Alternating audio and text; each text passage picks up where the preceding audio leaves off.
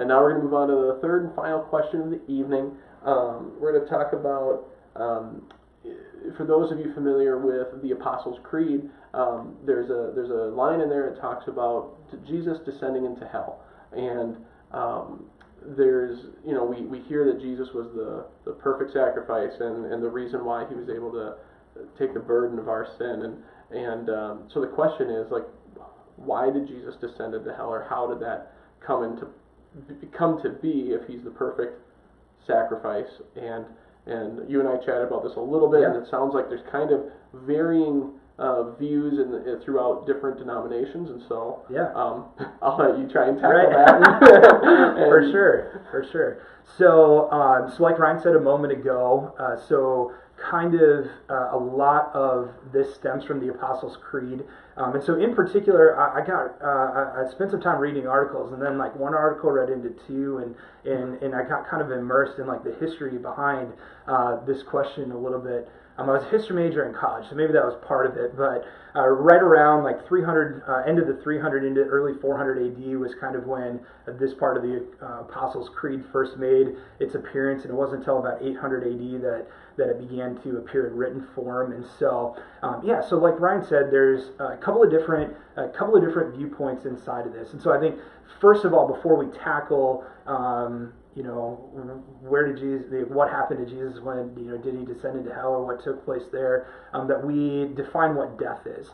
And so Psalms, that completely different part of the Bible, Psalms chapter 16 verse 10 just talks about what happens when we die. It refers to kind of when we die, that there's two things that happen. There's our physical body that remains, and then there's kind of a soul or a spiritual component as well. And so in the Old Testament, this is a little bit nerdy, but in the Old Testament, oftentimes it's referred to as the Sheol. In the New Testament, Hades becomes kind of the definition that takes place or translates into a lot of those words. But so the question is, like, what happened to Jesus when he died? So there's a couple of different viewpoints that are there. So the first viewpoint would be, and this one is kind of found in 1 Peter chapter 4, that would say that when Jesus died, that he descended into hell, and when he descended into hell, it was to overthrow the gates of hell once and for all.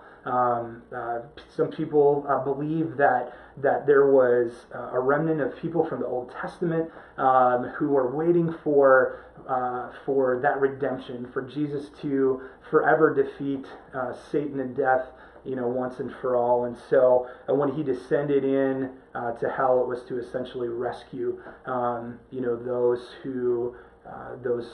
saints that might have been there from the Old Testament.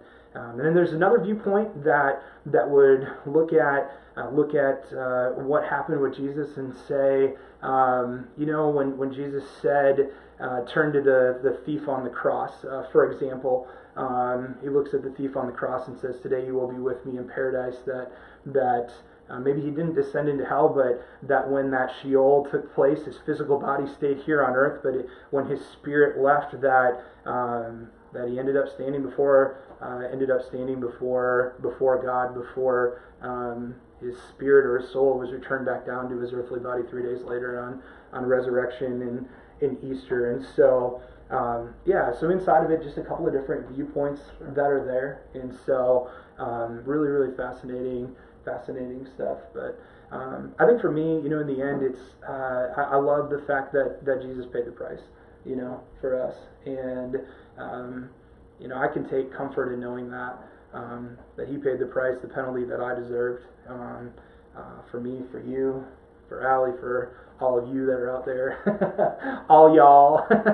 And so I'm thankful for that love and grace and mercy that he gives. Yeah, absolutely. And with with any of the stuff that Josh and I talked about tonight, or from the last session of Deeper with Pastor Nate, if there's everything that we're sharing, I mean, it's just things that we understand and believe or have researched or whatever, but first and foremost, we want to encourage you to go to the Bible yourself. I mean, absolutely.